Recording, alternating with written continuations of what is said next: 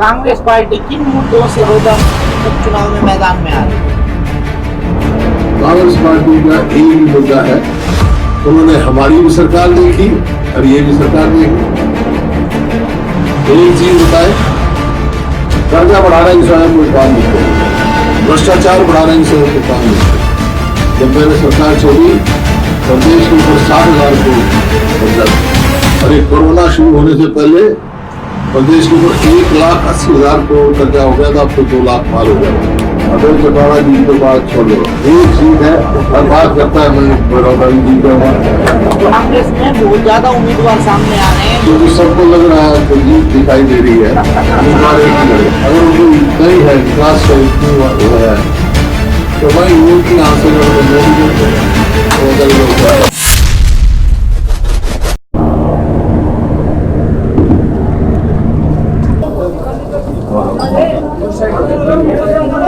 सिंह जी विधायक, पवार जी विधायक और सुभाष जी अपने कवितों के विधायक हैं, जयवीर जी विधायक, अरोड़ा साहब, अशोक अरोड़ा जी का है, अशोक अरोड़ा जी हैं, जयप्रकाश जी हैं और सभी साथी हैं हमारे साथ। आज सोनीपत है, आज जाऊंगा मैं अभी यहाँ से, जो पीछे 2 सिपाहियों का जो कत्ल हुआ उनके गाँव में जाऊंगा।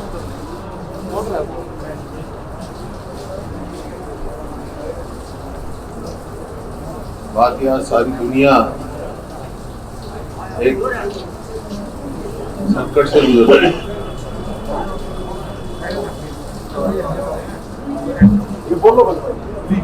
ऐसे समय में खासकर हमारा देश जो है संकट से गुजरा। मैं बताया सोनीपत में सी जो है, सी वर्ड, चाइना है, कोरोना है, क्राइम है, करप्शन है, कैंसर है, कास्टिज्म है, ये जो चीजें हमारे को और हरियाणा में बहुत ज्यादा फैली हुई हैं। लेकिन जैसे मैंने कहा, हमने शुरू में कहा था भाई ये जो लड़ाई है संगठित होकर लड़ी जाती है और सर्वकश की, और मैंने कहा पूरा सहयोग हम सरकार का देंगे और जहां भी जरूरत पड़ी दिया भी, लेकिन सरकार को भी वैसा ही एटीट्यूड होना चाहिए। जन विरोधी फैसले लेने का उनको अधिकार नहीं है। जैसे आज डीजल का भाव किस प्रकार से बढ़ाया जा रहा है, अंतर्राष्ट्रीय बाजार में सस्ता ये बढ़ा रहे हैं। जो गेहूं की खरीद हुई उसमें क्या घोटाला हुआ, धान की खरीद में क्या घोटाला हुआ, शराब का मतलब घोटाले पे घोटाला हो रहा है। और शुरू में बात हुई, जब चर्चा हुई कि भाई कोरोना की वजह से प्रदेश की आमदनी कम है, तो कल मुख्यमंत्री जी कह रहे कर्जा लेना पड़ेगा। तो मैंने कहा जी कर्जा ले लो आप, बोले फिर आप एतराज करोगे। मैंने कर्जा लो, आप कर्जा लो तो किसान के हित में, गरीब आदमी के हित में कोई पैकेज दो। छोटे दुकानदार हैं, दिहाड़ीदार हैं, जिनके चाहे छोटे छोटे काम करते हैं, किसी की बाल काटने की दुकान है, किसी का उनका, तो और छोटे दुकानदारों को कम से कम बिजली का बिल माफ कर दो 3 महीने का। ये बहुत सारा कोई पैकेज नहीं, किसी आदमी का कोई पैकेज नहीं सरकार ने किया। ये तो आर्थिक फासिस्ट जो है, इकोनॉमिक फासिज्म की तरफ चल पड़ी, कमाई करने के, और उसको कोई पैकेज देने का काम नहीं किया। आपके सामने ही है सारी बातें। अब आज भी मैं अखबार में पढ़ रहा था, जो आरती है उन्होंने कहा इतनी डिलेड पेमेंट को हमारे को ब्याज दो। भाई जो किसान को 1.5 महीने तक पेमेंट नहीं हुई है और गन्ने की जो पूरी अब तक पेमेंट नहीं हुई है, उसका ब्याज कौन देगा? किसान का। तो ये सरकार से मेरा कहने का मतलब, जो सरकार से उम्मीद थी वो बिल्कुल नाउम्मीदी बन चुकी किसी भी वर्ग के।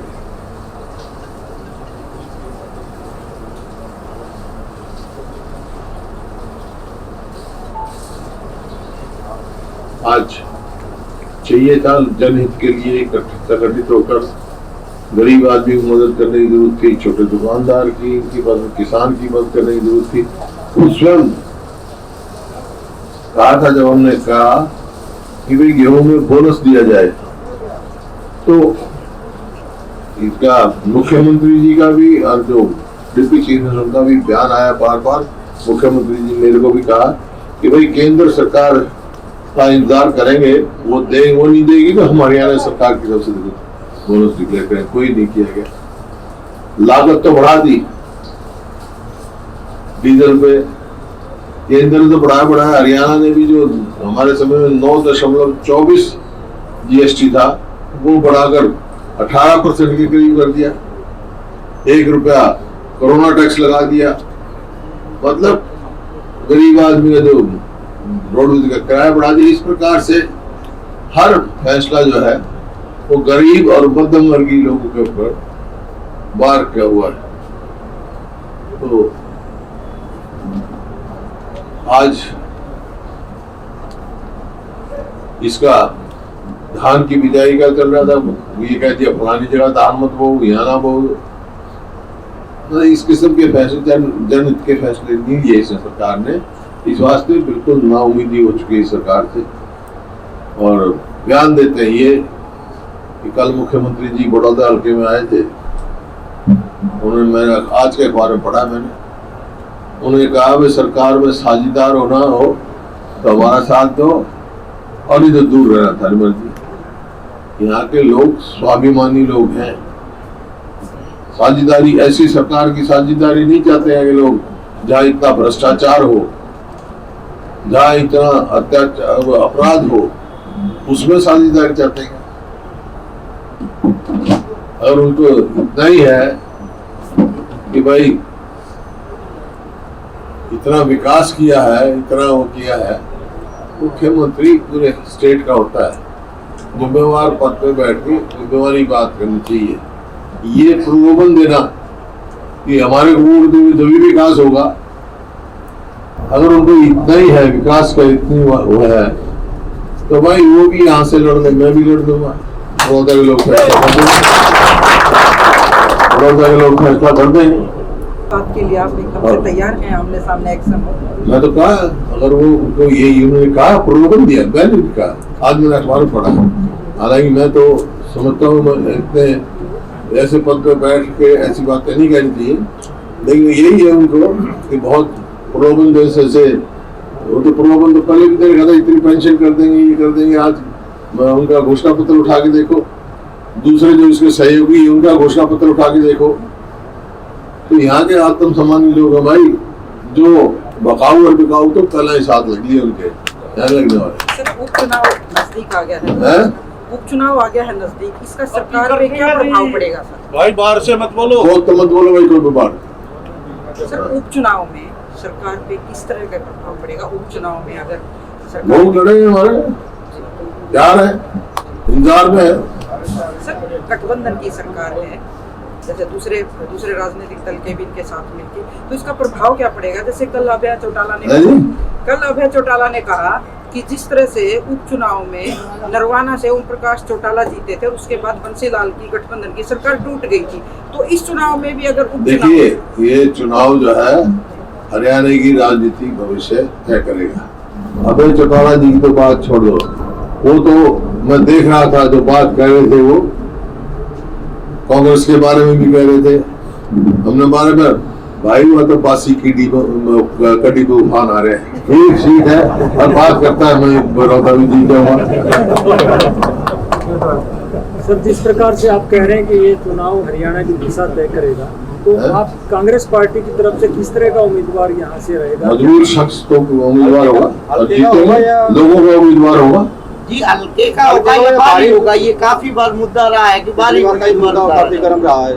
लोगों की इच्छा का उम्मीदवार होगा, लोगों से सलाह करेंगे हम उम्मीदवार करने से पहले। क्या किसी युवा को मौका दिया जाएगा? जो हमारे साथी कहेंगे, बड़ौदा के लोग कहेंगे, उनकी इच्छानुसार फैसला किया जाएगा और ये सीट हम जीतेंगे। मैं सभी साथियों से अनुरोध करता हूँ, जो भी साथी कुछ हमारे आए हैं, आज से ही अपने चुनाव में मैदान में कूद के काम करो। कल मैंने एमएलए की मीटिंग बुला रखी है चंडीगढ़, उनकी भी जिम्मेवारी लगाएंगे, लेकिन आप चुनाव तो आपने जीतना है। जो यहाँ सब एक होकर संगठित होकर ये चुनाव लड़ो, तुम्हारे उसका सवाल है ये। जी, कांग्रेस में बहुत ज्यादा उम्मीदवार सामने आ रहे हैं, क्योंकि सबको लग रहा है कि जीत दिखाई दे रही है, उम्मीदवार एक ही लड़ेगा। सर, एक संगठित की बात करते हैं आप। संगठन में अभी तक जो जिनकी जिम्मेवारी लगानी थी पदाधिकारी, संगठन की वो चीजें अभी तक कांग्रेस में हो नहीं पाई। मैं पदाधिकारी नहीं हूँ क्या? हाँ सर, जेल के है ना? अधिकारी हूँ मैं, फिर और क्या जिम्मेवारी लगा रहे हैं लोगों की? आज तक सर जिला अध्यक्ष नहीं है, ब्लॉक हैं? अध्यक्ष नहीं है, संगठन तो हो ही नहीं लिया ना। चुनाव होने थे सर। मेरा संगठन तो यहाँ के लोग हैं सर, तो पार्टी में पदाधिकारियों की पार्टी कमी का होती होगी। समय के हिसाब से हो जाता था, क्योंकि आपके अध्यक्ष बने हुए 1 साल से ज्यादा हो गया सर। हो जाएगा सब। वहाँ हमने जो है सबसे पहले तो श्रद्धांजलि हमने दी अपने 2 चीन के उसमें हमारे बहादुर शहीद हुए हैं, और फिर जो हमारे विधायक थे पहले, मेरे बड़े भाई श्री कृष्ण हुड्डा जी, उनको श्रद्धांजलि दी है। और जो 2 सिपाही जिनका मर्डर हुआ उसमें हुआ, उनको श्रद्धांजलि दी है। और साथ के साथ ये भी कहा था सोनीपत में मैंने, उनको 50 लाख की तो बात अलग है, यूपी ने 1-1 करोड़ दिया है, इन्हें तो अभी कोई अनाउंस नहीं किया, भाई उनको 1-1 करोड़ रुपया दो, 1-1 नौकरी दो उनको, ज्यादा पैसा दो, उनको 1-1 नौकरी दो उनको परिवार को। नहीं तो कानून व्यवस्था तो रही नहीं, अपराध चरम सीमा पर है, भ्रष्टाचार की सारी सीमा लान चुके हैं। इतना भ्रष्टाचार कभी भी नहीं हुआ कि माइनिंग से लेके हर घोटाला में घोटाला हो रहा है। सर, कल मुख्यमंत्री ने कई गांवों के लिए 24 घंटे बिजली देने का वादा किया है, घोषणा की है, आज से इस पे क्या कहना चाहिए? वो तो 6 साल पहले दी गई थी जब पिछला चुनाव लड़ा था। आज ये बताएं, ये लोग समझते हैं, यहाँ के गांव वाले जवाब देंगे। हमारे समय में कितना पानी आया, कितने दिन के लिए आया, आज कितने दिन के बाद पानी आ रहा है, हमारे समय में किस प्रकार से किसान की खुशहाली हुई, आज किस प्रकार की बदलाव हो रही है। सारे देश में सबसे सस्ता डीजल था, हर चीज, और कीटनाशक दवाई पर कोई टैक्स नहीं था, फर्टिलाइजर पर कोई टैक्स नहीं था, ट्रैक्टर पार्ट्स पर कोई टैक्स नहीं था। आज हर चीज पे टैक्स पे टैक्स, टैक्स पे टैक्स। जैसे मैंने कहा, ये इकोनॉमिक फासिज्म जो है लोगों को वो कर रहे, परेशान कर रहे। सर, कांग्रेस पार्टी किन मुद्दों से चुनाव बड़ौदा उपचुनाव में मैदान में आ रही है? कांग्रेस पार्टी का एक ही मुद्दा है, उन्होंने हमारी भी सरकार देखी और ये भी सरकार देख ली। एक चीज बताए, कर्जा बढ़ाने की समय कोई काम नहीं किया इन्होंने, भ्रष्टाचार बढ़ाने की समय कोई काम नहीं किया। जब मैंने सरकार छोड़ी, प्रदेश के ऊपर 60,000 करोड़ कर्जा था, और ये कोरोना शुरू होने से पहले प्रदेश के ऊपर 1,80,000 करोड़ कर्जा हो गया था, अब तो 2 लाख पार हो गया होगा। कल खट्टर साहब कह रहे थे जी, आपके टाइम में बिजली निगमों का 27,000 करोड़, है बिजली निगमों का 27,000 करोड़ कर्जा था आपकी सरकार में, मिला हम लोग सारा भर के हम प्रॉफिट में ले आए हैं। क्या सच्चाई बोल रहे हो? ऐसा है, बिजली दो ही ना तो प्रॉफिट में आ जाएगी। बिजली नहीं है, हमारे लोगों से पूछो, हमारे समय में गांव में कितने घंटे बिजली मिलती थी, ट्यूबवेल को कितनी मिलती थी। सरकार का काम को पैसा कमाना। सर, कोरोना के बारे में आप सरकार को क्या सुझाव देना चाहेंगे? है जी, कोरोना के बारे में आप सरकार को क्या सुझाव देना चाहेंगे? कोरोना के बारे में तो जवाब ये है कि देखिए, अकेली सरकार की जिम्मेवारी नहीं है, ये आम लोगों की भी जिम्मेवारी है, विपक्ष की भी है, सरकार की भी है, बुजुर्गों की भी है, नौजवान की भी है, सबकी है।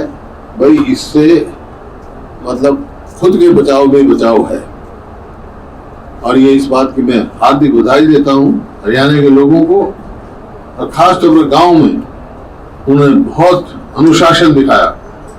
जो इकट्ठे बैठ के ताश खेलते, जैसे संक्रमण फैले, ताश खेलना छोड़ दिया लोगों ने, इकट्ठा बैठ कर कापना छोड़ दिया।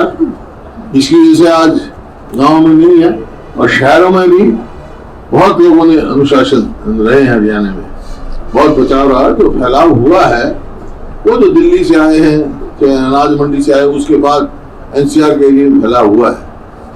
तो आज इसके लिए जो है पीछे तो ये सरकार अपनी पीठ थपथपा रही थी, लेकिन अब जिस स्पीड से बढ़ रहा है, डॉक्टरों की कमी है और नर्सिंग स्टाफ की, उनको जो था उनको प्रोत्साहन देने की जरूरत है। चाहे वो आपके पुलिसकर्मी हैं, चाहे सफाई कर्मचारी हैं, जो हमारे इस ये कोरोना योद्धा जो है, चाहे नर्सिंग स्टाफ है, चाहे डॉक्टर है, उनको प्रोत्साहन देने की जरूरत है। इतने साल नौकरी कर चुके हैं, सरकार को मैंने कहा था अपने स्पेशल विधायक ला के, वो तो चलो हो जाएगा जो हो जाएगा, लेकिन इनको क्यों प्रताड़ित कर रहे हैं? इनको तो दे सकते हैं। जेबीटी की सिलेक्शन में कितने हो गए, लेकिन जेबीटी को हटा तो कोई नहीं।